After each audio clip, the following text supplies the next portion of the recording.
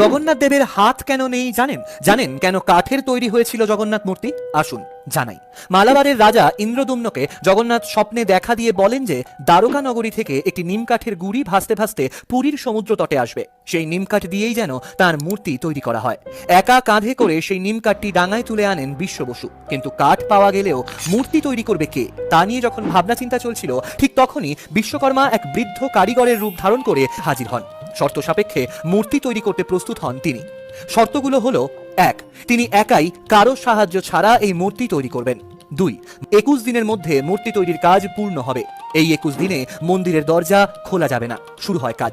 এদিকে মূর্তি নিয়ে রাজা ইন্দ্রদুম্নের স্ত্রী গুন্ডিচা দেবীর আগ্রহ ক্রমশ বাড়তে থাকে। তারা অনেক দিন বন্ধ দরজার বাইরে থেকে কোনো আওয়াজ শুনতে না পাওয়ায় দরজা খুলে দেন।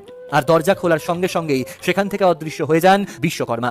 আর অসম্পূর্ণই রয়ে যায় জগন্নাথ দেবের মূর্তি বানানো।